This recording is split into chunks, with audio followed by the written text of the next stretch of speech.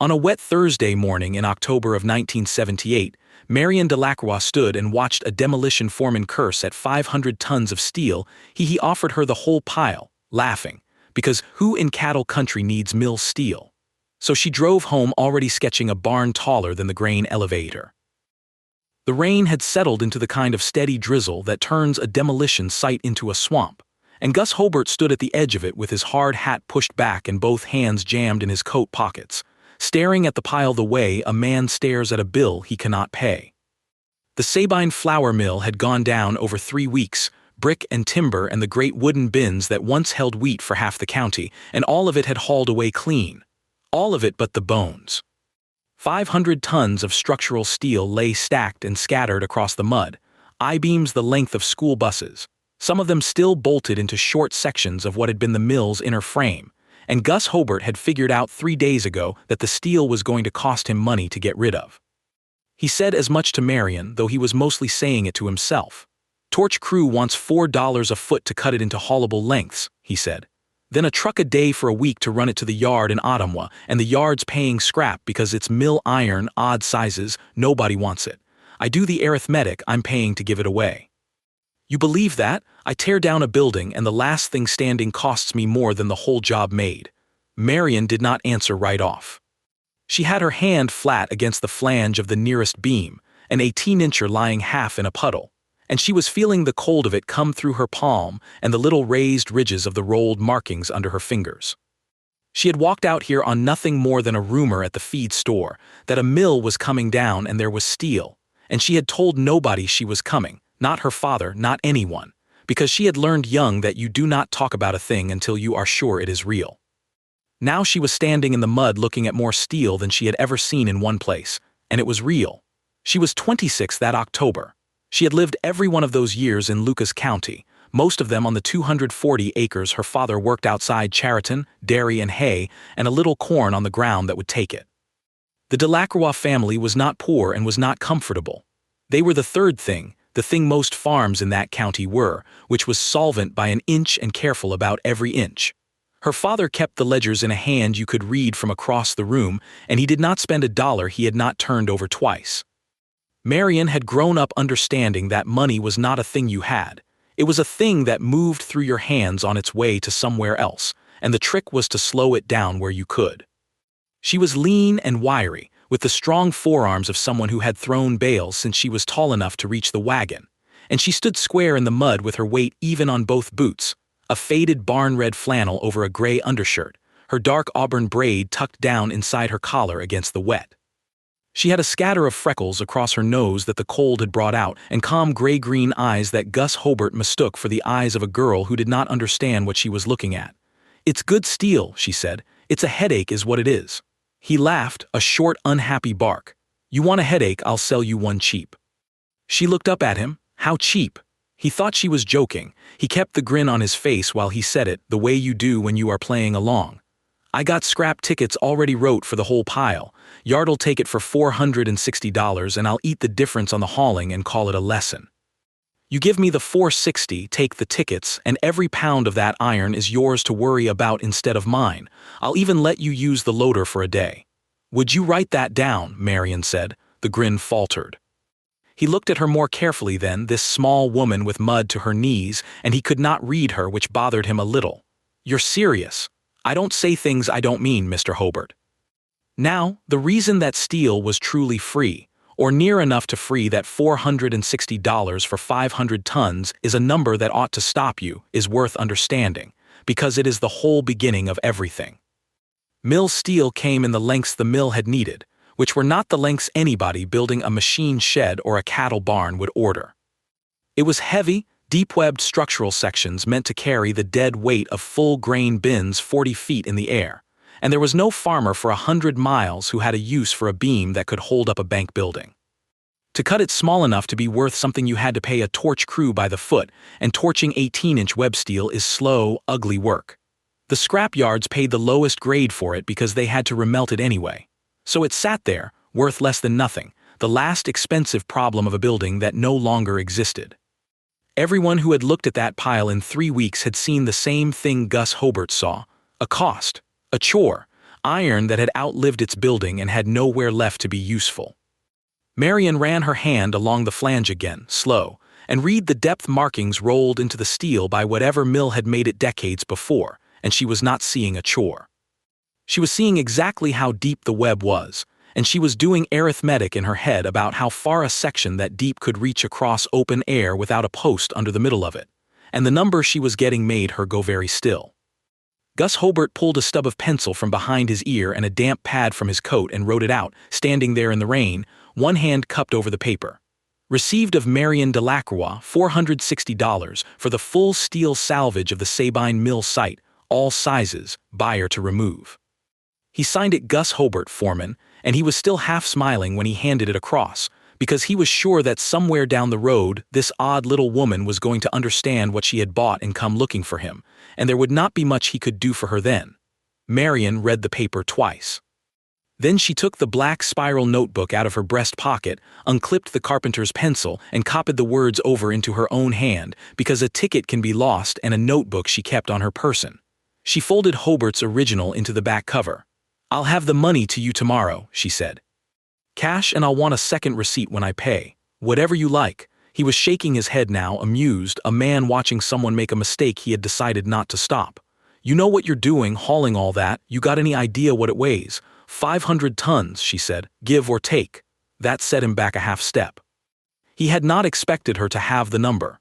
She did not explain it to him. She never did explain herself to a man who had already decided what she was.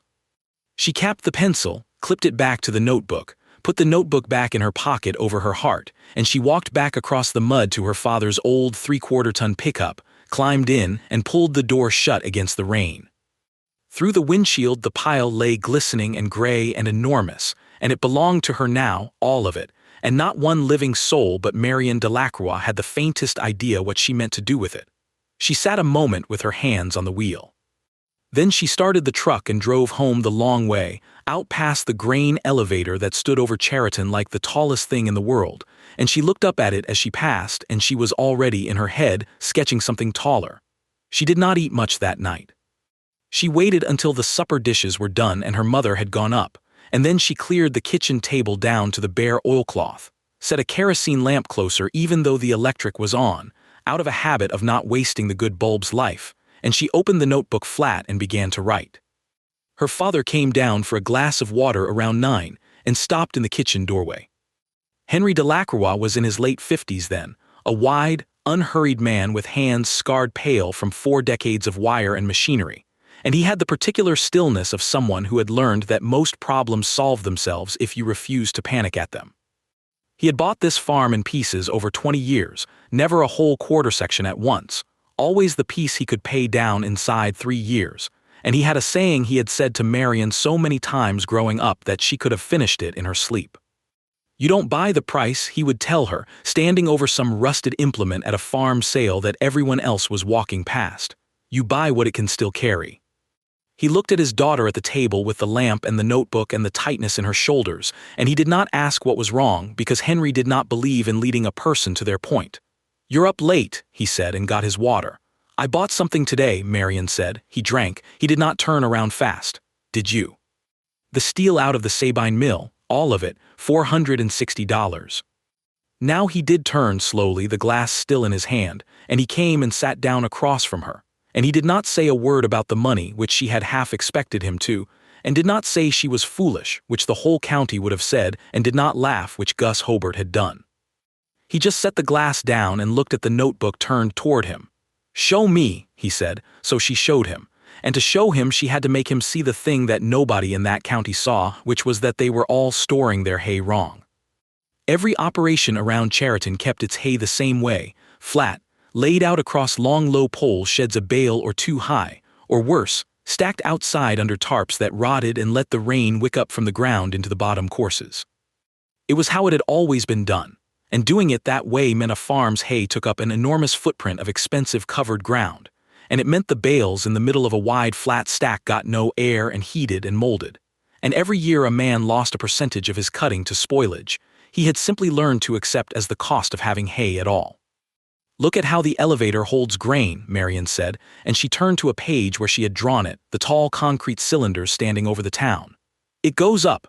Nobody stores wheat flat in a field, they stack it in the air where it's tight and dry and off the ground and it takes hardly any footprint.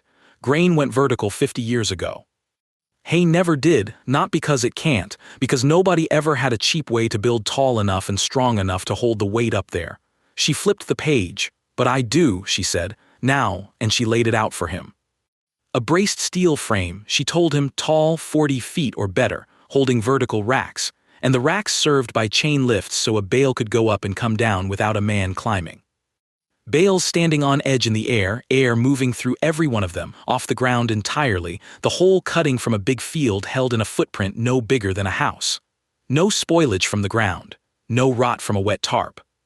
And the weight of all that hay carried by steel that had already been proven to hold up a 4-story grain mill packed to the rafters. The beams are made for this, she said. They're rated to carry more than I'll ever put on them, that's why they were free. Nobody around here needs steel that's strong for anything they build, but I do. Henry did not interrupt her, that was his way. He let her get all the way to the end of it and then he pulled the notebook the rest of the way across the table and turned it square to himself and he began to read her figures. He read slowly. He read the cost of the steel, $460. He read her estimate for the anchor bolts and the concrete for the footings and the welding rod and the loader rental. He read the little column where she had guessed how many tons of hay the frame could hold and set that against how many tons 3 neighbors lost to spoilage in a bad year.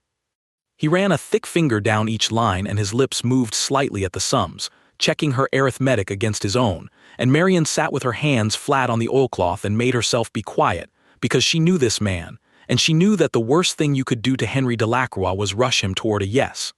The lamp hissed. Somewhere out in the dark, a cow shifted against a fence. He read it a second time from the top.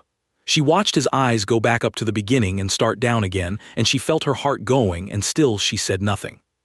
When he was done, he closed the notebook gently and squared it on the table with the pencil laid across the top, and he sat back, and he looked at his daughter for a long moment with an expression she could not entirely read.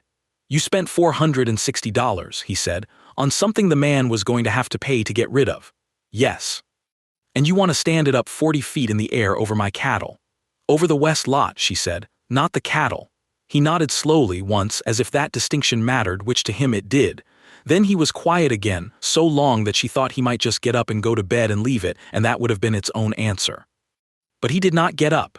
He looked at the closed notebook and he looked at the window where nothing showed but the reflection of the lamp, and at last Henry Delacroix said the thing he always said, the thing that in his mouth was neither a no nor a yes but the honest middle of the two. I need to think about it. He said it plainly without any weight on it, and he stood up and took his empty glass to the sink and set it there, and on his way past her chair he laid one scarred hand for just a second on the top of her head, the way he had done when she was small, and then he went up the stairs, and Marion sat alone at the table with the lamp until it burned low. He thought about it for 3 days. He said nothing at all during those 3 days, not one word about steel or hay or the $460, and Marion, who knew better than to ask, said nothing either. She went about the milking and the fence work, and she paid Gus Hobart his cash and got her second receipt and folded it into the notebook with the first, and she waited, and it was the longest 3 days she could remember. On the morning of the 3rd day she was in the yard splitting the winter's kindling, and her father came out of the barn wiping his hands on a rag, and he stopped a few feet off and watched her set around on the block and split it clean, and then he spoke, and there was no ceremony in it at all. You can use the west lot, Henry said. And the loader when I'm not cutting, but you'll pour proper footings, deep ones, below the frost, and you'll do it right the first time because that much steel comes down on a man it kills him, and I won't dig you out of the ground to say I told you so. That was the permission and the condition and the warning, all three, in the space of one breath. Then he tucked the rag in his back pocket and went to grease the manure spreader, and that was the end of the conversation, because Henry had said everything that needed saying and saw no reason to say it twice. Marion set the axe down on the block. She did not let herself grin, not where he could see, but something loosened all through her chest. Nobody in Lucas County had been paying the slightest attention to Marion Delacroix. She was Henry's daughter who threw bales as good as any hired man, who did not go to the dances much, who was polite at the feed store and kept to herself. That was the whole of what the county knew about her, and it was almost nothing, and it was about to matter that it was almost nothing. Because what the county did not know was that Marion had been getting ready for this without a name for what she was getting ready for since she was 14 years old.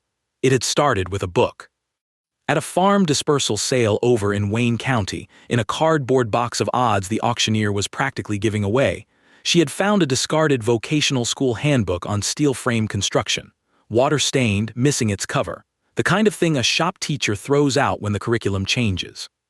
She had bought the whole box for $1 for a canning funnel her mother wanted, and the book had come with it by accident. She had read it in the hayloft over that summer the way other girls read novels, not because she had any steel, but because the way it explained why things stood up had struck her as the most sensible thing she had ever encountered. And when the handbook ran out of what it could tell her, she had done a thing that cost nothing but nerve. She had gone to the little Cheriton library and asked the librarian how a person got books the library did not have. And the librarian had shown her the interlibrary loan slips. And over the years, quietly, 3 or 4 times a season, Marion had ordered an engineering text on structural steel from the university library up at Ames, and read them at the kitchen table after everyone was asleep, and sent them back before they were overdue.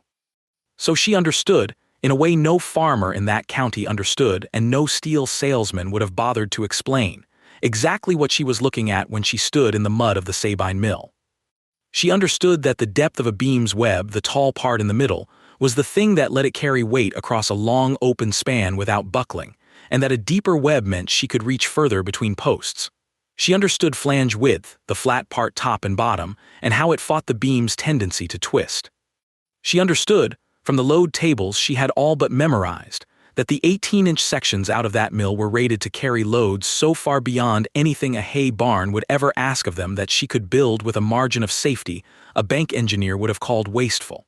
That was the secret the whole county was walking past. The steel was overbuilt for its old job and free because it was overbuilt, and overbuilt was precisely the quality she needed. Knowing all that, though, and moving 500 tons of it were 2 different animals. She figured the logistics on paper first, at the kitchen table, the way she figured everything. The pile sat 3 miles across town at the mill site.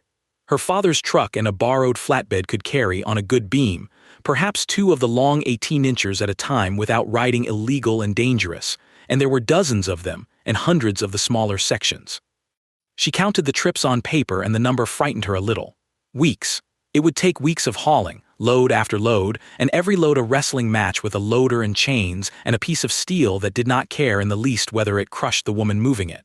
She started on a cold, clear morning at the end of October. Gus Hobart honored his word and let her have the loader that first day, and he even ran it himself for a couple hours out of what she suspected was curiosity as much as decency, hooking the chains and swinging the first long beam up onto the borrowed flatbed while she guided it down and chained it fast. He did not say much. He kept sneaking looks at her, at how she read the pile, at the way she went straight to certain beams and passed others by, and she could tell it was working on him that she seemed to have a system. That first beam rode home slow, the truck laboring, the flatbed squatting on its springs, and Marion drove it through town at 15 miles an hour with her hazards on and the 18 feet of steel hanging red-flagged off the back, and half of Cheriton watched her go by.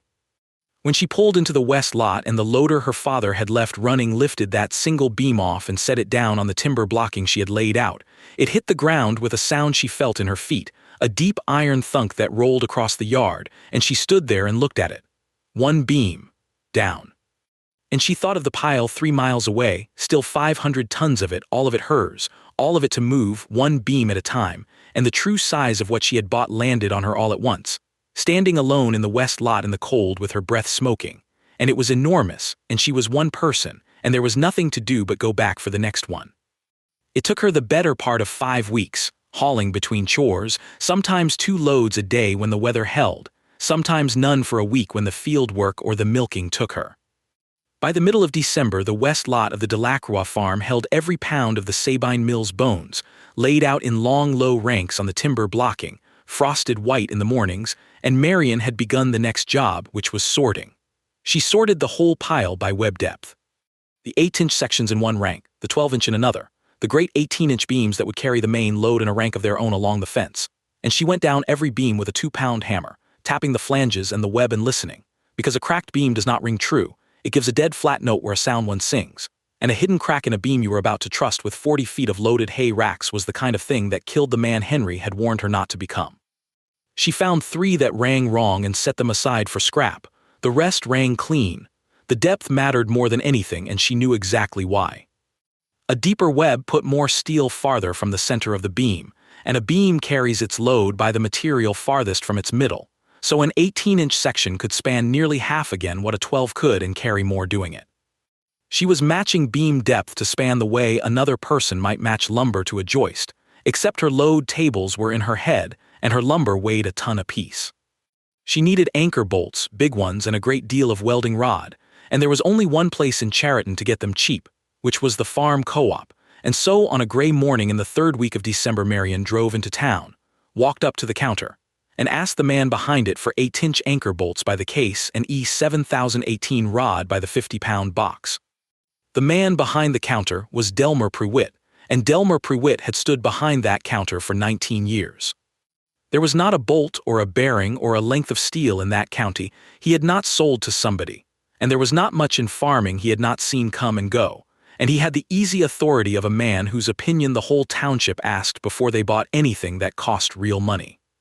He got Marion her bolts and her rod, writing the ticket in a broad hand, and he made the mild counter conversation he made with everyone, asking after Henry, asking what she was building that wanted anchor bolts that size, expecting to hear a machine shed, a new corn crib, some ordinary thing. And Marion, who almost never explained herself, was tired that morning and proud of her sorted pile and warm from the store's stove, and she told him. She told him she was standing up a hay barn 40 feet tall out of the Sabine mill steel, with vertical racks and chain lifts, to store hay in the air the way the elevator stored grain. The silence lasted about 2 seconds. Then Delmer Prewitt started to laugh. It was a good laugh, and Marion held still and let it run. It was not a mean laugh, and that was the thing she understood even standing there in the middle of it. It was the laugh of a man who had watched every kind of foolishness a farm could dream up walk in through that door for 19 years. Hay racks and homemade balers and grand plans that came to nothing. And it was the sound of long experience meeting something it had never once seen and deciding, without malice, that it could not exist. Delmer Prewitt wiped his eye with the heel of his hand and shook his head and said, still half laughing, that steel wanted engineers and cranes and a whole crew, that a mill frame came down 4 stories in a controlled way with men who did nothing else for a living, and that a girl was not going to stand 500 tons back up in a cow lot with her father's loader. And he said it kindly, the way a man tells you the creek's too high to cross. Marion did not get angry. She had known before she opened her mouth that she might be laughed at, and she found she did not much care. The 18-inch sections are rated at 90,000 pounds a square inch on the flange, she said. I ran the load. A full loaded rack, hay standing on edge, comes to about 1/5 of what one of those columns will carry in compression before it even thinks about buckling, and I'm bracing every bay diagonally so nothing racks sideways. The steel already held up a 4-story mill packed with grain. My hay weighs less than the grain did, and it's spread over more posts. The frame isn't the risk. The footings are the risk, and I'm pouring them below the frost line. She said it flat, the way you'd read a weather report, and then she picked up her case of bolts and her box of rod off the counter, and she thanked him for the ticket, and she walked out. Behind her, the laugh had stopped somewhere in the middle of what she said, and Delmer Prewitt was looking at the door a good while after it shut. Now let me stop the story here for one moment and put a question to you, because you are going to need to sit with it before the rest of this makes any sense. When was the last time you looked at something everybody else had already decided was finished? A pile, a wreck, a thing set out at the curb, and felt that small pull that says, wait, there's still something in that. Most of us feel it, and then we let it go, because feeling it and acting on it are 2 different countries, and the border between them is fear of being laughed at. Marion had already crossed that border. She'd crossed it in a library with an interlibrary loan slip when she was 14. So when Delmer Prewitt laughed, he was standing at a border she'd left behind years ago, and he didn't know it. Now, back to the west lot. She laid out the base first because everything stood or fell on the base, and she laid it out with 100-foot tape and a ball of mason's string, and a level she'd borrowed off a man who poured basements. She set her corners and squared them by measuring the diagonals, because a rectangle with equal diagonals is true and one without them is not, and she drove a stake at every column point down the 2 long rows. Then she dug. She dug the footing holes by hand and by the tractor's post auger where it would reach, 4 feet down, below the frost, the way her father had made the whole thing conditional on, and she set a cage of reinforcing bar in each one bent up out of scrap rod, and she called the ready-mix truck for the concrete because that was the one thing she would not try to mix by the bag. And she set the anchor bolts into the wet concrete off a template board so that every bolt in every footing came up in exactly the same place, because a base plate that doesn't line up on its bolts is a day lost with a torch. Here is what the first bay cost her, and I'll give it to you the way she wrote it in the notebook, line by line, because the arithmetic is the whole argument. The anchor bolts, 1 case, $29.60. The welding rod for the first bay, 1 50-pound box, $31. The concrete for 4 footings delivered $68. The reinforcing bar, scrap nothing, she already had it. The loader fuel for the setting, about $6 of diesel. A new grinding wheel and 2 cutting discs, $9.15. The steel itself, remember, was already bought, its share of the $460 coming to almost nothing per bay. She totaled the first bay at $143.75, and she set that against the fact that the smallest ready-built pole shed a lumberyard would sell her, one that stored a fraction of the hay flat on the ground, ran better than $4,000 up. Then she stood the columns. She could not lift an 18-inch column by hand. Nobody could, so she did it the way the demolition men had brought it down, but in reverse, with the loader and chains and patience. She'd bolt a column loosely to its base plate, tip it up hanging in the loader's chains, walk it vertical, and plumb it with the borrowed level and temporary guy wires run to stakes while she snugged the base nuts. 2 columns up, plumb and guide, and then the crossbeam between them, hoisted, seated, and welded. And then the diagonal brace corner to corner that turned 2 posts and a beam from a wobbling gate into a rigid triangle, because a triangle cannot deform without breaking one of its sides, and a rectangle can lean over like a shoved fence. She welded lying under the joint with the sparks falling on her leather and her braid tucked down her collar.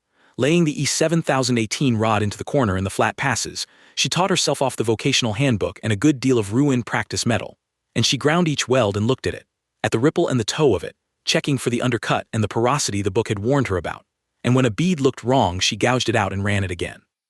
It took her 11 days to raise and brace that first single bay, working it between the milking and the fence and the short cold light, and on the evening of the 11th day she cut the guy wires loose one at a time and stepped back, and the bay stood on its own. It was ugly. The welds were heavier than a shop would have run them, and the paint was 3 colors of primer off whatever cans she had, and it leaned not at all but looked like it might. It stood there in the west lot against the gray December sky, one braced bay of 18-inch steel, plumb and true, and holding nothing yet but its own weight, and it was the first thing Marion Delacroix had ever built that reached up over her head and did not move when she put her shoulder to it and shoved. She wanted to know if it would hold hay. So she built a rack in it to find out. The rack was the whole point, the part that made this a hay barn and not just a frame, and she built the first one crude on purpose, a test article, out of the 12-inch and 8-inch sections she'd sorted for exactly this. Where the elevator held grain in a tall, smooth column, hay could not be poured, so she designed the rack as a set of horizontal steel shelves running between the columns. Each shelf a grid of lighter beams that a bale could stand on edge upon, and she set the shelves with open gaps between them, a foot of clear air above every course of hay. That air was not an accident. That air was the reason the whole thing beat a flat pole shed. Hay stacked wide and deep in a flat stack cannot breathe. The bales in the middle hold their moisture and the sugars in the cut grass ferment and the pile heats, and a hot enough stack browns, molds, and in the worst case takes fire on its own. Standing the bales on edge with open aisles all around them let air move through every single bale on every side, so the heat had somewhere to go and the moisture wicked away instead of pooling, and a farm stopped feeding the middle of its stack to rot every year. To get the bales up onto the high shelves without a man climbing, she rigged the chain lift, a simple hand-cranked chain hoist she'd bought used, running on a track beam she'd welded across the top of the bay, so a bale could be hooked at ground level, cranked up to the shelf it belonged on, and swung in. It was slow, that first crude version, and the crank fought her, but it worked, and it meant the whole tall barn could be loaded and unloaded by one person standing on the ground. She loaded the test rack on a still cold Saturday to see what it would take. She put the first course of bales on the lowest shelf, standing them on edge the way she designed, and she wrote the count and the weight in the notebook because everything got written down. Then the second course on the shelf above cranked up one bale at a time on the chain. Then the third. She was watching the welds as she went, walking around the bay between courses, running her light over every joint, and the bay stood and took it, course after course. And the number in the notebook climbed, 40 bales, 60, 80, better than 3 tons of hay standing in the air over her head where the county said hay could not go. And Marion felt something she had not let herself feel in weeks, which was that she had been right. She was cranking the 9th or 10th bale of the 4th course up when she heard it. It was not a loud sound. That was what frightened her about it afterward, that a thing that mattered so much announced itself so quietly. It was a short, hard tick from up in the frame, a metal sound with a flat, dead note to it, the exact opposite of the ring a sound joint gives, and then a slow, low groan of steel taking a load in a direction it did not want to take it. She stepped back fast and looked up. One of the shelf brackets, a bracket she'd welded to carry the outboard end of a shelf beam, had a bright new line opening across its weld, a hairline gone silver where the paint had cracked away from it. And above it the shelf beam had begun, very slightly, to bow, dipping in the middle under the weight it held, and the whole outboard rank of bales had settled an inch and hung there leaning. She did not run and she did not shout. She lowered the bale she was lifting back to the ground, slow, and she let the chain off, and then she went up the frame on the bolted rungs to the failing joint, and she got her light on it and looked, close, at the torn weld in the bowed beam. And she stayed up there in the cold a long time with the loaded rack ticking under her, reading exactly what her steel was telling her it had done wrong. She got the bales off before she slept. That was not a choice. It was the only sane thing to do, and she spent the last of that Saturday's light cranking every bale of that 4th course and 3rd course back down to the ground one at a time, until the load on the torn joint was gone and the bowed beam, relieved, sat quiet again, though it did not spring all the way back, and the silver line across the failed weld stayed open where she could put a fingernail in it. Then she went in and ate what her mother had left warm and said nothing about it, and she waited until the house was asleep, and she took the lamp and the notebook out to the shed where she tacked her drawings to the wall, and she sat down to read the joint the way another person reads a letter that has come with bad news. She had it inside the hour because she knew the theory even if she'd never watched it break in front of her before. The weld had not failed because the steel was weak. The steel was absurdly strong. That was the whole reason she'd chosen it. The weld had failed because she had put the load on it wrong. She had welded that shelf bracket so that the weight of the shelf and its hay hung out past the face of it, out beyond where the weld sat, and that meant the load did not push straight down through the weld the way a load is supposed to. It pried. The overhanging weight tried to peel the bracket off the column the way you'd lever the lid off a paint can, and that peeling action, that eccentric load as the book called it, put all the force onto the very back edge of the weld, the throat of it, in a direction a weld is weakest against. She had built a joint that was plenty strong for a load pushing straight through it, and had then handed it a load that twisted and pried, and steel that will carry 90,000 pounds pushing one way will tear like a wet seam when you pry it another. She drew it out on a fresh page. She drew the bracket and the shelf and the arrow of the load hanging out past the weld, and she drew the little curl of force trying to peel the joint, and she wrote beside it, in the block letters she used when she wanted to remember she'd learned something, the load has to go into the flange, not the weld throat. Because that was the fix, and she saw it as she drew it. If she added a gusset, a triangular plate of steel welded flat between the column and the underside of the shelf beam, then the hanging weight would run down the slope of that gusset straight into the strong wide flange of the column, into steel, into the very material rated at 90,000 pounds, instead of trying to pry a bead of weld. The gusset would carry the pry. The weld would only have to hold things in place while the steel did the work. It was the difference between hanging a shelf off 2 screws in drywall and setting it on a bracket screwed into a stud. She heard the shed door and looked up, and it was her father in his coat over his union suit, come out because he'd seen the lamp, and he did not ask what had happened. He came and stood behind her chair and looked at the drawing over her shoulder, the torn joint and the arrow of the load and the little triangle she'd added under the beam. He looked at it a long moment. It pulled a joint, she said.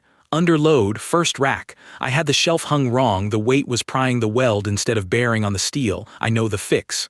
Henry looked at the gusset she'd drawn. He put one thick finger on it on the triangle and he was quiet, and then he said the thing he always said, the thing that in his mouth was the whole of what he believed about tools and land and salvage and daughters. "You don't buy the price," he said, "you buy what it can still carry." He tapped the drawing once. "You bought the carrying. Now you found out how it carries." Then he told her the load in the shed was cold and to come in and sleep, and he took the lamp for her to light her way and left her the dark and went up.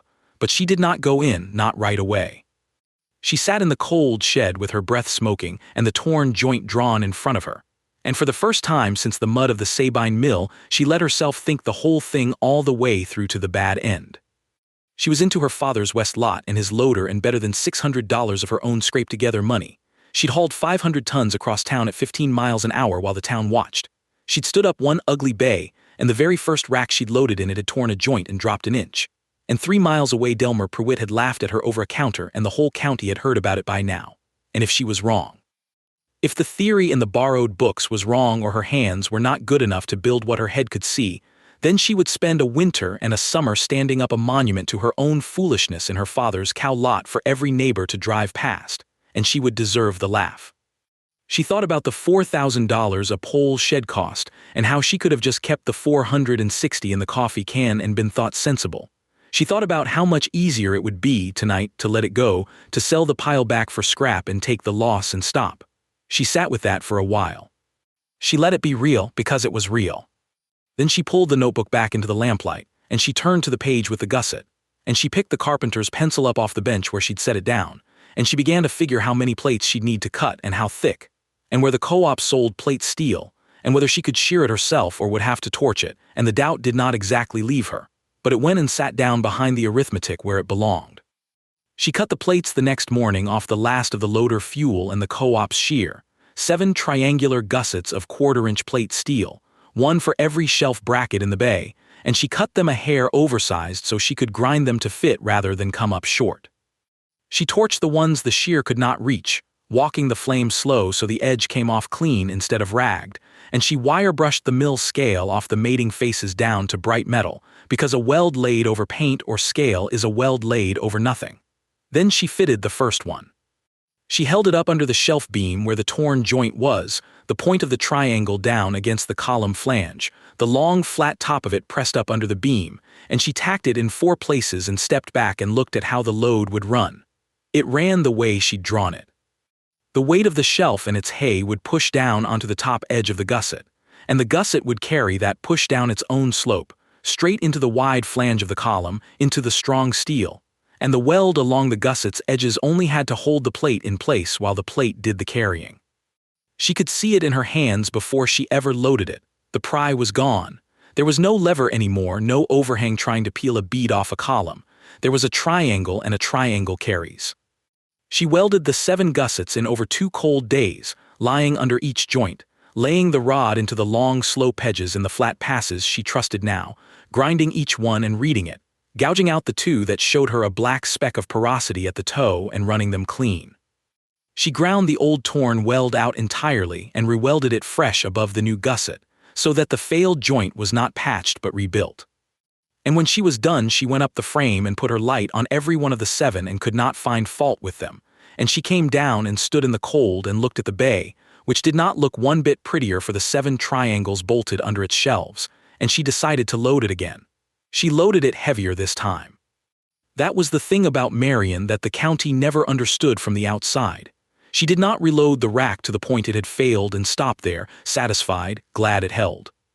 She reloaded it past where it had failed, and then past where she'd ever meant it to run in service, because a thing you have not tested to failure is a thing you do not yet know the strength of, and she wanted the number, not the comfort. She cranked the first course up on the chain and walked around the bay reading the joints. She cranked the second course, and the third, watching the gussets, running her fingernail along the throats of the welds looking for the silver line and not finding it. She put the 4th course up, the course that had torn the old joint, and this time the gusset under it sat flat and quiet and the shelf beam did not bow, and Marion stood under it with her light and felt the difference through her boots, a stillness in the frame where before there had been that low waiting groan. Then she kept going. 5th course. 6th. She was putting hay up onto shelves higher than her father's dairy roof, one bale at a time on a hand crank, and the number in the notebook climbed past where it had climbed before, past 100 bales, past 4 tons standing in the December air, past 5, and the bay stood under it as if it were holding a coat on a hook. She stopped at 140 bales because she ran out of hay to load, not because the frame gave her any reason to. 6¼ tons, standing on edge with a foot of clear air over every course, held 42 feet up a single braced bay of 18-inch steel that a flour mill had carried grain on for 60 years, and a demolition crew had been paid to knock into the mud. The gussets did not move. The welds did not sing. She left it loaded overnight and came out with the lamp twice in the dark to put her hand on the frame and feel for the groan, and there was no groan, only cold steel holding still. Here is the number that mattered, the one she wrote across the top of a fresh page the next morning in the block letters, and I'll give it to you the way she figured it. That one bay, built for $143.75 plus its cut of the steel, plus the gussets which cost her $11 and change in plate and rod, held 6¼ tons of hay in the vertical. To store 6¼ tons of hay flat, off the ground, under a roof, in the kind of pole shed the lumberyard sold, she'd have needed the better part of that $4,000 shed's floor. Run it to the ton and the arithmetic stopped being an argument and became a wall you could not climb over. Her steel stored hay for about $25 a ton of capacity, gussets and concrete and rod and all. A new pole shed stored it for something north of $300 a ton, and it stored it flat where the middle of the stack browned and heated and rotted every year, and hers stored it standing on edge where every bale breathed. She was not off by a little. She was off by more than 10 to 1, and her hay would keep and theirs would not. And this is the moment the whole thing turned, though Marion did not stop to notice it turning, because she was already figuring plate for the next bay. What she had built in the west lot was not a barn. A barn is a thing you build to hold your own hay, and she had barn enough in one bay for her father's whole cut. What she had built without quite setting out to was storage capacity that did not exist anywhere in Lucas County or the 4 counties around it. Cheap vertical capacity that breathed, built out of a material everyone had been paying to throw away, priced at 1/10 of what anyone else could offer, and there were 490-some tons of that material still lying sorted in her father's equipment lot waiting to become more of it. Word moved the way water moves on flat ground, which is to say it did not rush, it just found every low place and kept going. A man who poured basements had lent her a level and gotten it back with a story attached. The ready-mix driver had seen the footings and the anchor bolt template and talked at the plant. A neighbor cutting his own field had driven the gravel road past the west lot and slowed down and stopped and sat in his truck a while looking at the one ugly bay standing up over the fence line with hay in the top of it, and had said nothing to Marion and a good deal to everyone else. It reached the feed store. It reached the sale barn coffee. It reached, eventually, the counter at the co-op where Delmer Pruitt stood, and it reached him in the form of a man setting a fitting on the counter and saying, "Did you hear the Delacroix girl actually got hay standing up 40 feet in that scrap iron?" And Pruitt, who had laughed, did not laugh this time. He rang the fitting up and made change and said only that he'd believe the winter when it was over. But he wrote nothing down and he remembered the number the man said, 6 tons in one bay, and it sat with him. Marion built the second bay in 9 days, 2 faster than the first, because now her hands knew the order of it. And after the second bay, she stopped building single bays and started building the frame. Let me tell you about the frame, because you need to understand what 500 tons actually is before you can understand what she did with it across that winter and spring. 500 tons of structural steel is not a pile. It only looks like a pile lying in a lot. Stood up and bolted into a braced frame, it is a building the size the mill had been, and Marion was not building the whole mill. She was building a hay barn, so she had steel to spare, and she used the spare the way a careful person uses everything. She oversized. Where the load called for a 12-inch beam, she often set an 18 because she had 18s, and the difference cost her nothing but the welding. And a frame that is stronger than it needs to be is a frame that sleeps quiet in a February wind.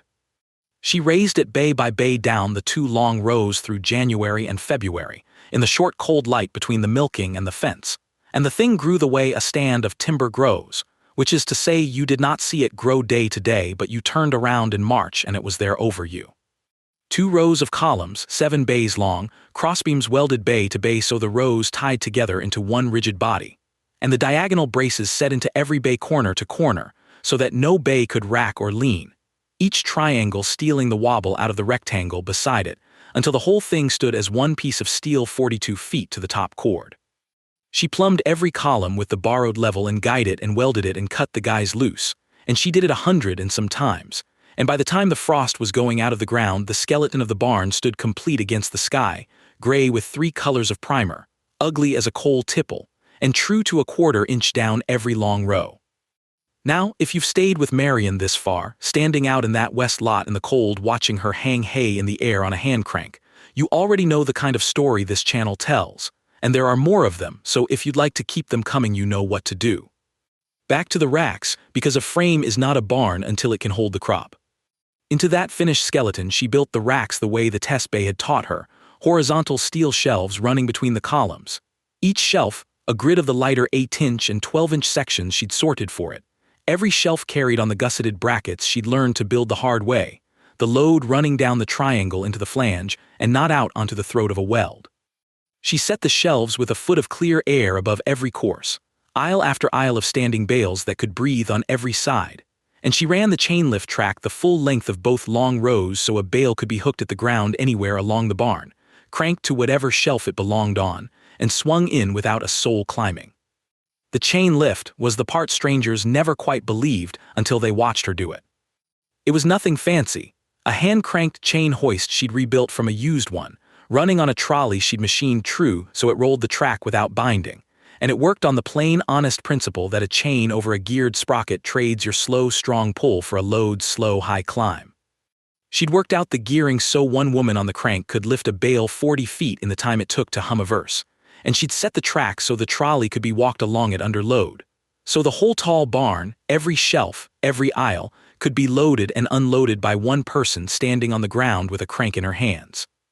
No stacking hay by throwing it, no man on top of a load, one person and a chain and a barn that reached up out of sight. Here is the whole of what the structure cost her, and I'll walk it the way she totaled it in the notebook the night she finished, line by line, because the arithmetic is still the whole argument. The steel, 500 tons, $460 for the scrap ticket. The hauling, fuel, and her own time, she counted the fuel, about $90 across all the loads. The concrete for the footings down both rows, $840, the biggest single line by far and the one thing she'd hired out. The anchor bolts, $212. The welding rod, box after box, $361. The reinforcing bar, scrap nothing. The plate for the gussets, $94. Grinding wheels and cutting discs across the whole job, $61. The used chain hoist and the track material and the trolley stock, $140. Guy wire, mason's line, primer, small iron, call it $110. She totaled the whole barn, the whole 42-foot high-rise hay barn, at $2,368, and she set that against the fact that it stored, when full, better than 500 tons of hay standing on edge and breathing, which was more hay than any 3 conventional sheds in the county held between them, and which would have cost, built the ordinary flat way, north of $150,000 of pole shed to store, if you could have found the ground to lay it out flat. Which nobody could. She finished the last rack on a warm evening at the end of April, and she cut the last guy wire loose, and she walked out to the gravel road and turned around and looked at it the way a stranger driving past would look at it. And for the first time she let herself see the whole of what she'd made instead of the next joint she had to weld. It stood there in the last of the light, 7 bays long and 42 feet tall, gray and unlovely and enormous, its open racks throwing long shadows down the 2 rows, and off past it, small now, low and squat against the same sky, sat the town's own grain elevator that had been the tallest thing on that horizon her whole life. Her barn stood ahead over it.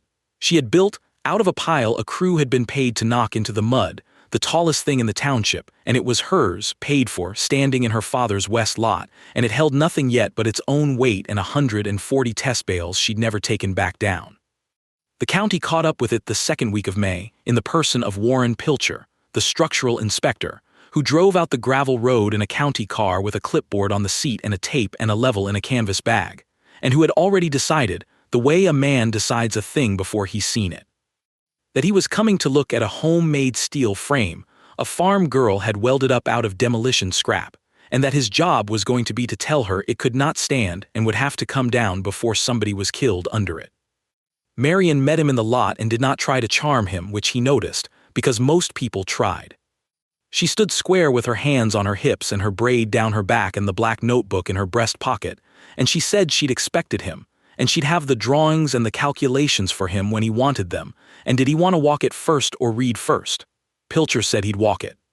He walked it with his neck craned back, and his first act was to put his tape on a column and read the web depth, and his second was to knock on a flange with his knuckle and listen, and his third was to stop under a loaded shelf where 6 tons of test hay had stood since December and look up at the gusseted brackets a long time without saying anything.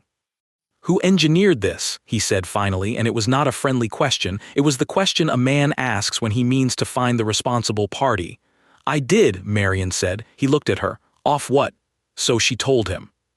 She walked him down the long row and she gave it to him plain, the way she'd given it to Delmer Prewitt over the counter, no indignation in it and no salesmanship either. She told him the 18-inch sections were rated at 90,000 pounds a square inch on the flange, and that a full loaded rack came to about a fifth of what one column would carry in compression, before it began to think about buckling. She told him she'd braced every bay diagonally so nothing could rack sideways, and she showed him a corner brace, and had him see for himself that it turned 2 posts and a beam into a triangle that could not deform without breaking a side. She told him about the footings 4 feet down below the frost line, and the anchor bolts set off a template so every base plate landed true. And then she told him about the joint that had torn, because she'd learned that a man like Pilcher trusts the person who tells him what went wrong more than the person who tells him nothing did, and she showed him the gusset she'd worked out, the triangle that ran the hanging load down into the flange instead of prying the weld throat, and she watched him understand it. Pilcher did not take her word for any of it. That was the thing that turned him in the end, though neither of them called it that. He sat on the tailgate of the county car with her drawings and her notebook of load figures, and he ran the numbers himself, longhand, checking her flange ratings against a table he carried, and her load per rack against the section she'd used, checking whether the braces took the wind he was required to design for, checking the footings against the frost depth the county set. He was an hour at it and Marion let him be, standing by, answering when he asked and not otherwise. And what he found, working it through with his own pencil and his own tables, was that her frame was not merely adequate, it was overbuilt. Where his code would have accepted a 12-inch column, she'd stood an 18. Where the wind load called for a certain brace, she'd run heavier. The numbers she'd figured out of borrowed library books and a quarter vocational handbook reconciled, line for line, with the numbers in his county tables, and the margin ran the safe way in every one. He got down off the tailgate and he looked up at the barn one more time, at the tallest thing in the township standing gray over the squat elevator, and then he did the thing he had come out certain he would never do. He took his forms off the clipboard and he signed the structure. He wrote it up as an approved agricultural storage structure, and he signed his name to the load rating she'd calculated, and he handed her the copy and he said, and this cost him something and you could see that it cost him something, "I came out here to condemn this." "I know," Marion said. "You built it stronger than I'd have made you build it." He shook his head once, off library books. Then he told her the approval covered stored crop for lease as well as her own, which he did not have to volunteer and which he volunteered anyway, because a signed load rating from the county was the one thing that turned a barn a girl had welded up in a cow lot into a facility a stranger could legally pay to store hay in. And Pilcher, having run the numbers himself, wanted it on the record that the steel would carry it. The regional cooperative came in June, 3 men in a company truck who'd heard the number the way everyone had heard it and had driven out to see whether it was a fool's story or a real one. The Wapello Valley Feed and Forage Cooperative moved hay by the semi-load across 5 counties, and they had the problem every outfit their size had, which was that they were forever short of dry standing storage in the wet part of the year, and forever losing the middle of their flat stacks to heat and mold.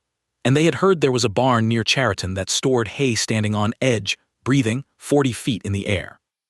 And they came to see it, and did not believe it until they watched Marion put a bale up the chain lift onto a shelf higher than their truck cab with one hand on a crank. The oldest of them, a man named Ottinger who ran their buying, walked the aisles with his hat pushed back and his hand out touching bales at shoulder height, feeling for the heat in the middle of a stack that in his own sheds would already be too hot to hold your hand against, and finding none, finding cool dry hay breathing on every side, and he came out of the far end of the barn and looked at Marion and said, "How much of this can you rent me?" She had the number ready because she was Marion and she had figured it the night after Pilcher signed. She showed him the notebook. The barn held 520 tons of hay standing full.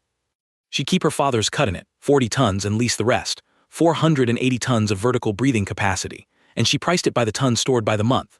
And she'd set the price low enough that it beat what it cost the cooperative to lose the middle of their own stacks to rot, and high enough that it paid the barn off inside 3 years and turned a profit every year after. And she'd worked out the per ton figure to the cent, because the arithmetic was the whole argument and always had been. Ottinger read the notebook, and he read it slow, the way careful men read numbers that seemed too good, hunting the trick in them and not finding one. Because there was no trick. There was only a woman who had bought a pile of steel a crew was paid to throw away and built it into capacity that did not exist anywhere else in 5 counties at a tenth of what capacity cost. He asked her to hold the price while he took it to his board, and she said she'd hold it 30 days and no more, and he came back inside 3 weeks with a lease. They filled it that first summer. The cooperative's trucks came up the gravel road one after another through the cutting season, and Marion ran the chain lift and taught 2 of their men to run it. And the racks filled bay by bay, course on course, standing on edge with the air moving through, until the barn that had held its own weight and 140 test bales through the winter stood full to its top cord with better than 500 tons of hay breathing in the July heat.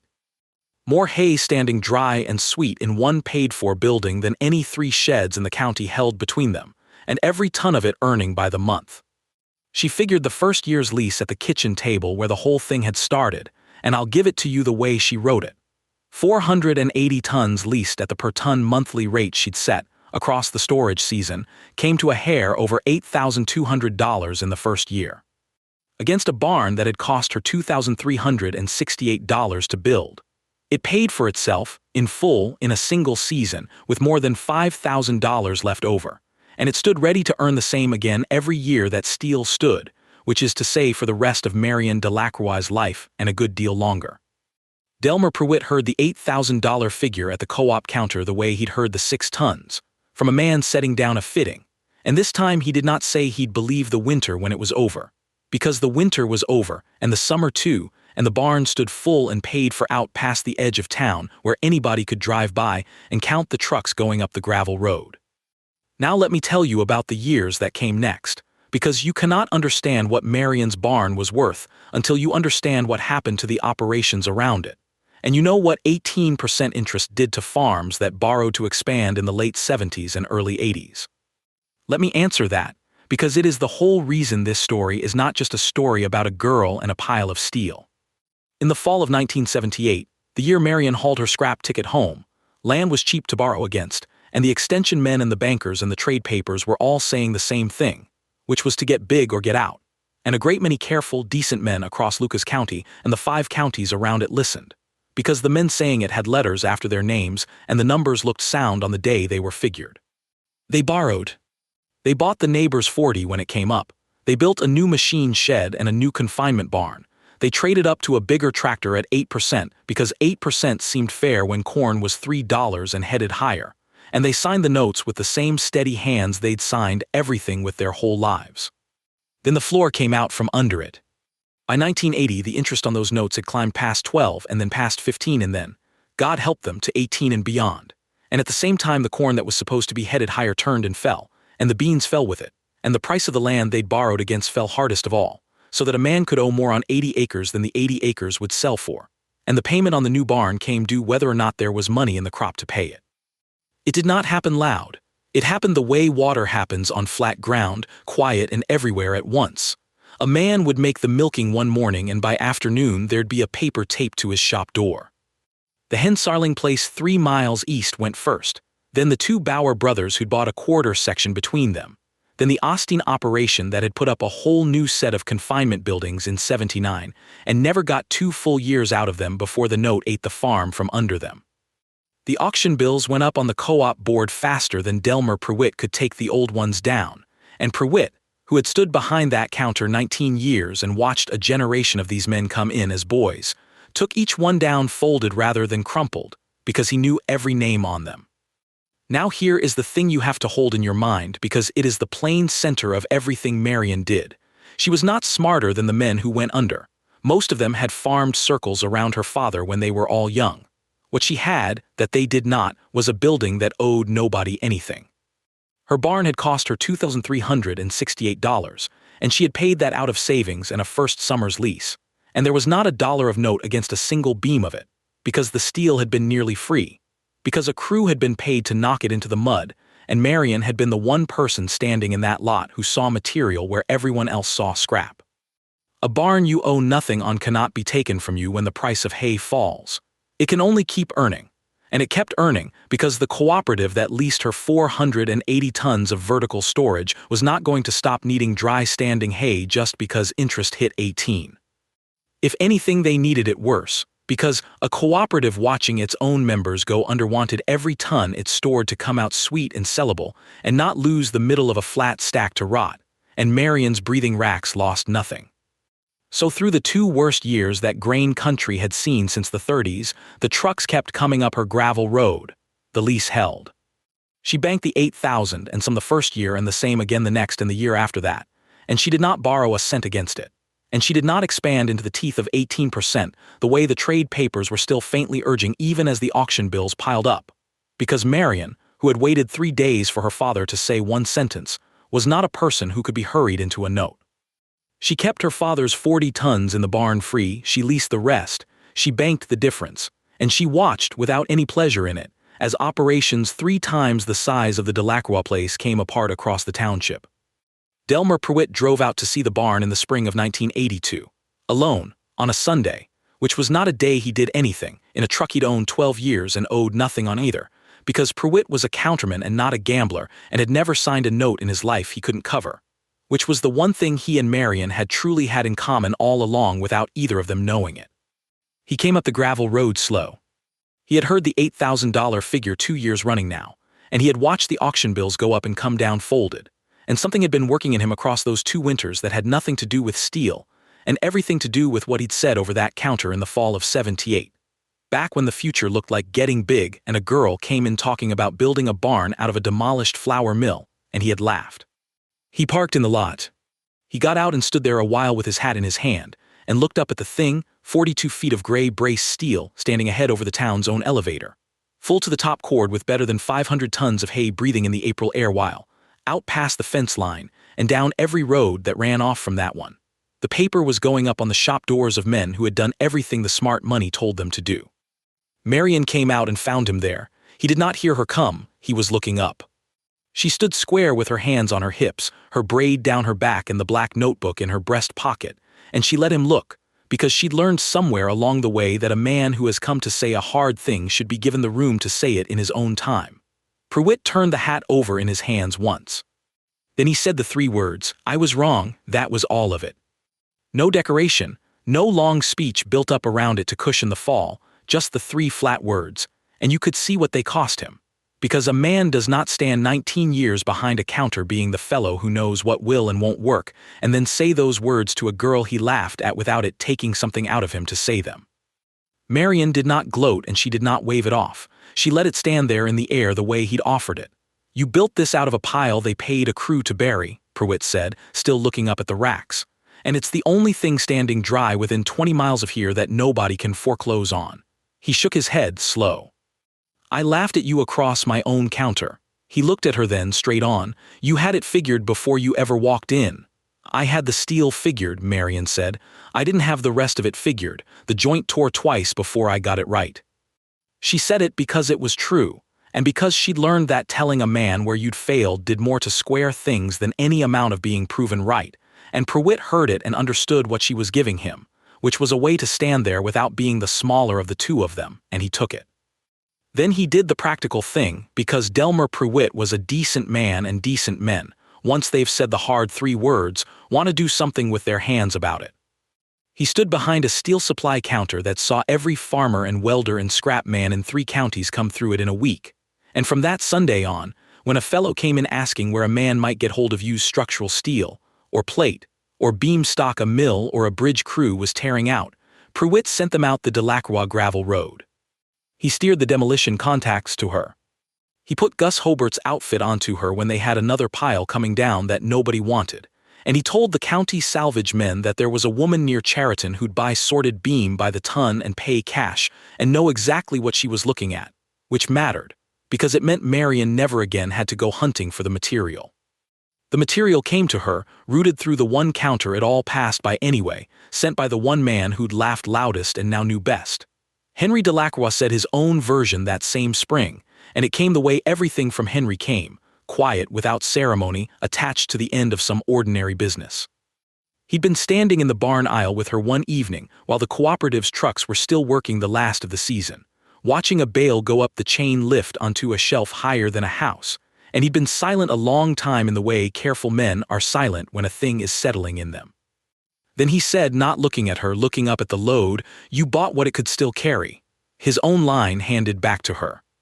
It was as close to "you were right" as Henry Delacroix would ever come, and it was closer than he'd come to anyone in his life, and it cost him nothing to say because he had only ever been waiting for the steel to prove it, and the steel had. The years after ran the way steady things run, which is to say without much drama and with the figures climbing every one.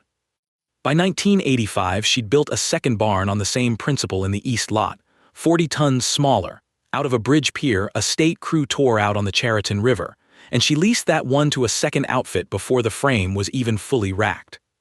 By 1990 she had 3 high-rise barns standing on the 240 acres and a lease income that ran better than $40,000 a year, off buildings that had cost her, all told across all 3, under $9,000 to build. Every dollar of it from steel a crew had been paid to throw away. She never borrowed. Not once, not in 30 years, and when the farm crisis came back around in the late 80s and again after that, the paper went up on other men's doors and never once on Marion Delacroix's, because you cannot foreclose on a thing that owes nothing. The trade paper found her in the spring of 1991. A man from a livestock and forage journal out of Des Moines drove down after hearing, third hand at a field day, about a woman near Chariton who stored hay standing on edge 40 feet in the air in barns. She'd welded up out of demolition steel, and he came expecting to write 400 words about a curiosity, and instead spent a whole day walking Marion's aisles with his mouth slightly open, doing the same arithmetic Ottinger had done and Pilcher had done and finding, as they had, no trick in it. He put her on the cover. Vertical Forage, the headline ran, and inside was a photograph of Marion standing square in the aisle of the first barn with her hands on her hips and her braid down her back and the black notebook in her breast pocket, the racks climbing out of frame above her head. After that the invitations came, to speak at extension field days and cooperative meetings, and once at the State Ag College, the same kind of college whose discarded vocational handbook she'd learned her flange ratings out of for a quarter, and Marion went to a few of them and stood at the front and talked plainly about load paths and web depth, and about how a thing that is paid for is the only thing that cannot be taken away, though she never said that last part out loud, she only said the numbers. And let the men in the folding chairs do their own arithmetic and arrive where she'd arrived.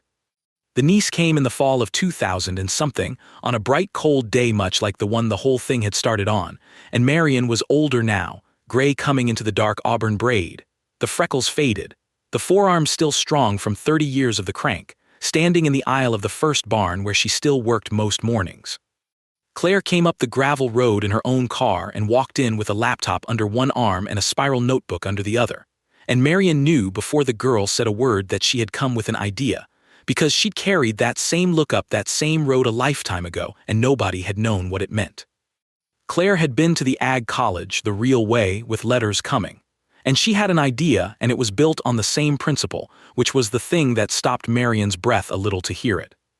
The wind turbine companies going up across the plains, Claire said, were scrapping their first-generation towers and nacelle frames, thousands of tons of structural steel and forged components, engineered to stand 130 feet in a gale for 20 years, and they were paying to have it hauled to the shredder because the design was obsolete and nobody wanted it. Obsolete, paid to get rid of, engineered, worked, and proven and free only because everyone had stopped seeing it.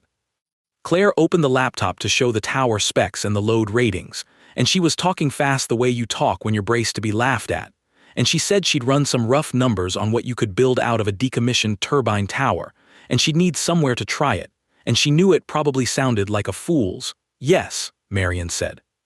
Claire stopped. "I haven't even shown you you don't need to." Marion, who had waited 3 days at 26 for one sentence from her father, did not make the girl wait 3 seconds. She reached into her breast pocket and took out the black spiral notebook, the same one, the covers gone soft as cloth, and she held it out. "Start writing it down, all of it, every dollar. The arithmetic is the whole argument, and it always was." Claire took the notebook, Marion looked at her, at the college letters coming and the laptop and the same look up the same road. "You don't buy the price," she said, "you buy what it can still carry." She planted a hay barn in a cattle county. They said cattle country had no use for mill steel. The mills came down anyway, and somebody had to be paid to bury them. Marion Delacroix was the one who stood in the mud with her hand on the beam. The interest hit 18% and the auction bills went up on the co-op board, and the operations that borrowed to get big came apart across 5 counties. Her barn owed nothing. It could not be taken. It only kept earning. It stands there yet, 42 feet of gray braced steel ahead over the town's elevator, full every summer, the tallest thing in the township. And up the gravel road past it now stands a second frame, taller, welded up out of a wind tower a company paid to shred, with a girl on the crank and a black spiral notebook in her pocket. Gus Hobart cursed that pile in the mud and said he'd pay a man to make it disappear. It never disappeared. It just stopped looking like scrap. Now let me tell you how the leasing came to be, because you cannot understand why Marion Delacroix survived what she survived until you understand who first drove up that gravel road with a checkbook, and why they came to her instead of to any of the operations 3 times her size. Nobody was paying attention to the regional forage cooperative storage problem in the spring of 1979, least of all Marion, who was still walking her aisles every morning finding new places where a chain lift snagged or a shelf angle wanted shimming. The cooperative, which ran out of a set of offices in Osceola and pooled the hay of better than 60 member operations across 4 counties, had been losing money on storage for years without quite naming the problem. They stacked flat, the way everyone stacked, in long low pole barns and on open ground under tarps, and every year the middle of every flat stack came out gray and musty and half of it went for bedding instead of feed. And the difference between what a ton of good hay was worth going in and what it was worth coming out was eating a hole in the pool they could not close. A field man named Ottinger heard about Marion's barn the way everyone heard about it, second-hand, over a fitting on a counter, and he drove down to look because looking cost him nothing. He came up the gravel road expecting a curiosity. He left having done arithmetic that changed the way the cooperative stored hay for the next 30 years. Ottinger stood in the aisle of that first barn with his neck craned back and watched a bale go up the chain lift and settle onto a rack 40 feet over his head, on edge. So the air ran through the whole flake instead of pressing the middle of it flat, and he asked Marion what her spoilage ran.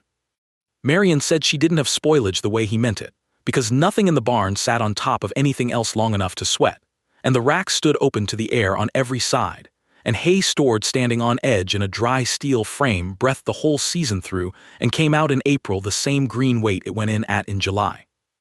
Ottinger asked her to say that again. She said it again.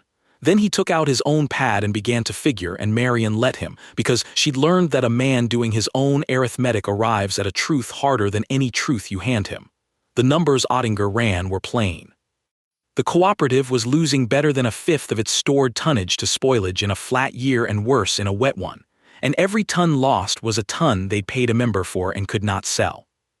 Marion's barn held 480 tons of leasable rack, over and above the 40 tons of her father's hay she kept in it free, and it lost, by her measure and now by Ottinger's own eyes, nothing that mattered.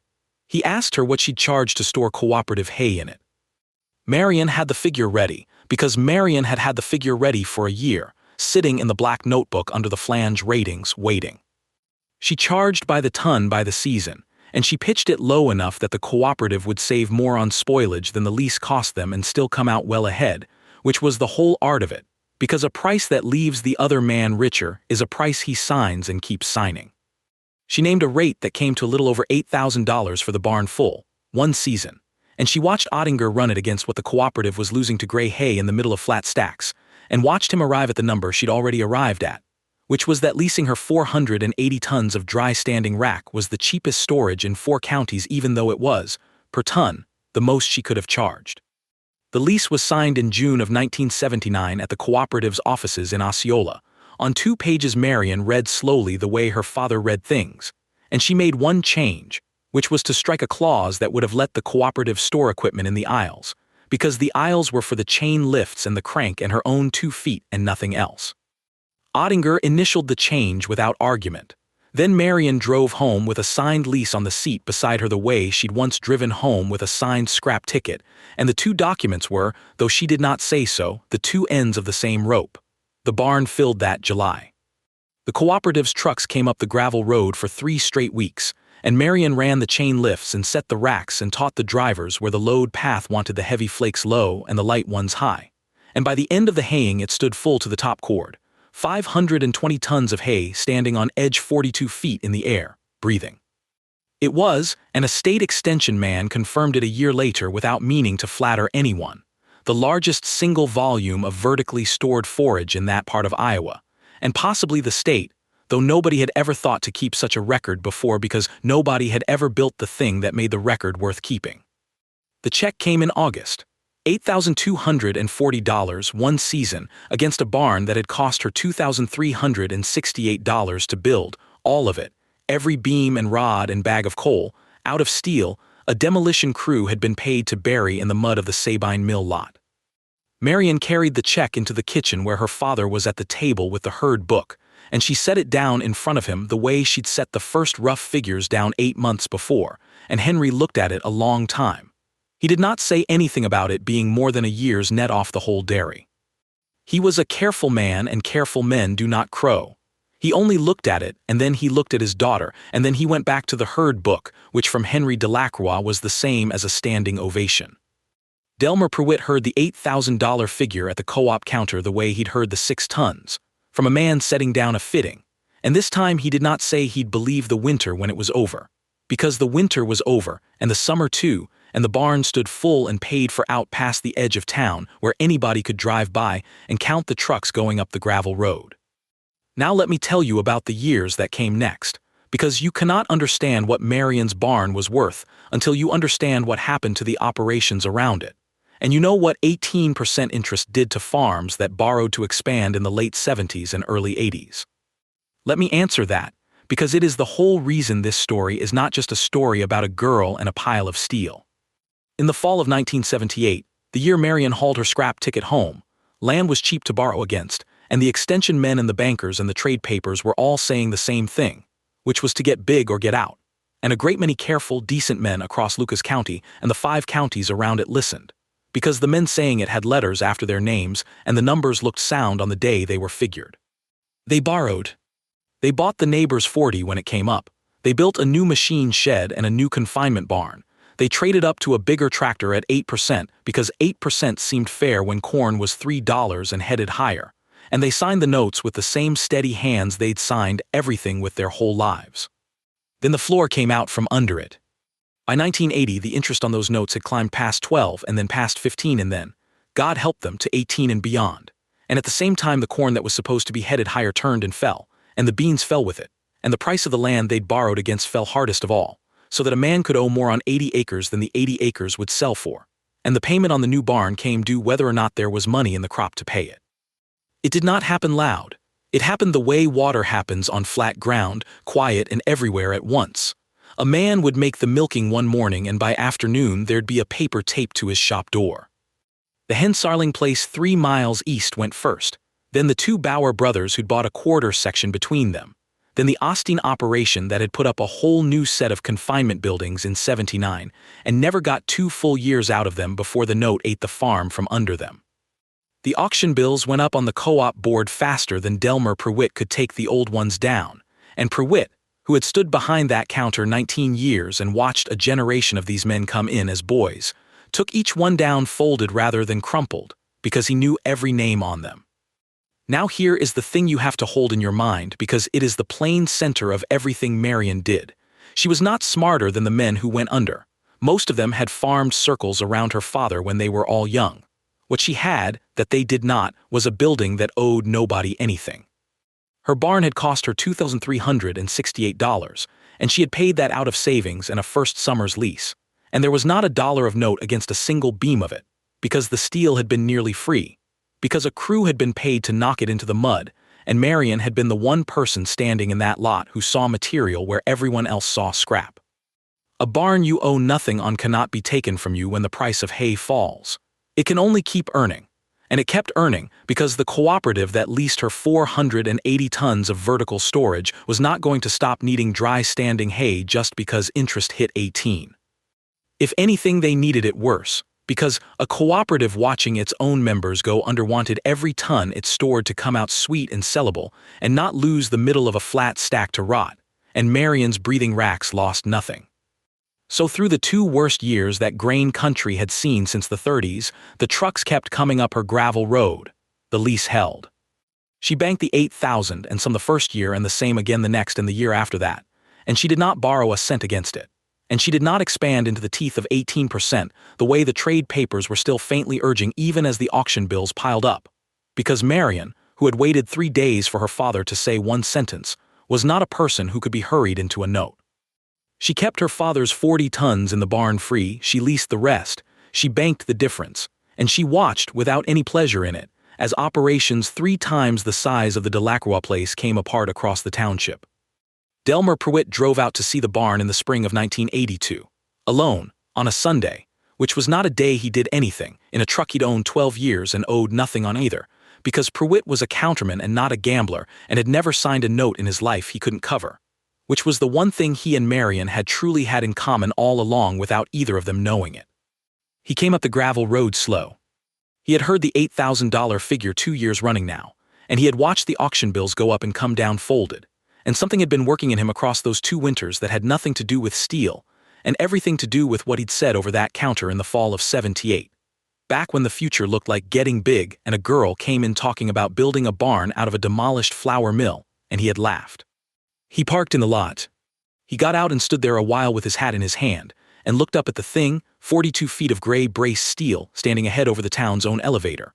Full to the top cord with better than 500 tons of hay breathing in the April air while, out past the fence line, and down every road that ran off from that one.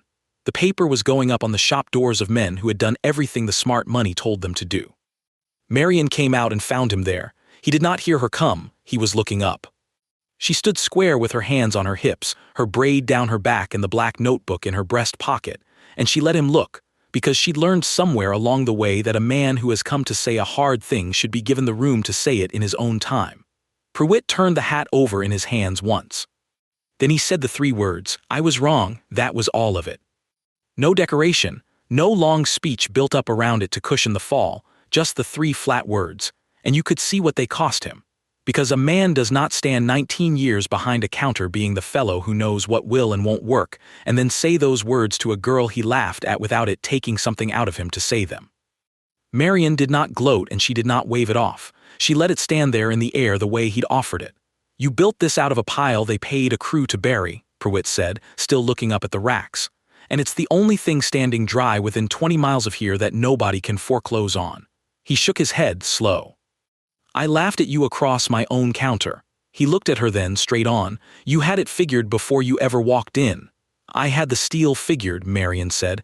"I didn't have the rest of it figured. The joint tore twice before I got it right." She said it because it was true, and because she'd learned that telling a man where you'd failed did more to square things than any amount of being proven right, and Pruitt heard it and understood what she was giving him, which was a way to stand there without being the smaller of the 2 of them, and he took it.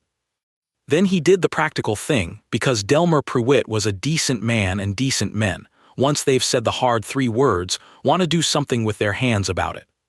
He stood behind a steel supply counter that saw every farmer and welder and scrap man in 3 counties come through it in a week, and from that Sunday on, when a fellow came in asking where a man might get hold of used structural steel, or plate, or beam stock a mill or a bridge crew was tearing out, Pruitt sent them out the Delacroix gravel road. He steered the demolition contacts to her. He put Gus Hobart's outfit onto her when they had another pile coming down that nobody wanted, and he told the county salvage men that there was a woman near Chariton who'd buy sorted beam by the ton and pay cash and know exactly what she was looking at, which mattered, because it meant Marion never again had to go hunting for the material. The material came to her, routed through the one counter it all passed by anyway, sent by the one man who'd laughed loudest and now knew best. Henry Delacroix said his own version that same spring, and it came the way everything from Henry came, quiet, without ceremony, attached to the end of some ordinary business. He'd been standing in the barn aisle with her one evening while the cooperative's trucks were still working the last of the season, watching a bale go up the chain lift onto a shelf higher than a house, and he'd been silent a long time in the way careful men are silent when a thing is settling in them. Then he said, not looking at her, looking up at the load, "You bought what it could still carry." His own line handed back to her. "It was as close to you were right as Henry Delacroix would ever come, and it was closer than he'd come to anyone in his life, and it cost him nothing to say because he had only ever been waiting for the steel to prove it, and the steel had." The years after ran the way steady things run, which is to say without much drama and with the figures climbing every one. By 1985 she'd built a second barn on the same principle in the east lot, 40 tons smaller. Out of a bridge pier a state crew tore out on the Chariton River, and she leased that one to a second outfit before the frame was even fully racked. By 1990 she had 3 high-rise barns standing on the 240 acres and a lease income that ran better than $40,000 a year, off buildings that had cost her, all told across all 3, under $9,000 to build, every dollar of it from steel a crew had been paid to throw away. She never borrowed. Not once, not in 30 years. The trade paper found her in the spring of 1991. A man from a livestock and forage journal out of Des Moines drove down after hearing, third hand at a field day, about a woman near Chariton who stored hay standing 40 feet in the air in barns. She'd welded up out of demolition steel. And he came expecting 400 words about a curiosity, and spent a whole day walking her aisles doing the same arithmetic everyone did, finding no trick in it. He put her on the cover. Vertical forage, the headline ran, over a photograph of Marion standing square in the aisle with her hands on her hips and the racks climbing out of frame above her head. The niece came in the fall of 2000 and something, on a bright cold day much like the one the whole thing had started on, and Marion was older now, gray coming into the dark auburn braid. The freckles faded, the forearm still strong from 30 years of the crank, standing in the aisle of the first barn where she still worked most mornings. Claire came up the gravel road in her own car and walked in with a laptop under one arm and a spiral notebook under the other. And Marion knew before the girl said a word that she had come with an idea, because she'd carried that same look up that same road a lifetime ago and nobody had known what it meant. Claire had been to the ag college the real way with letters coming, and she had an idea and it was built on the same principle.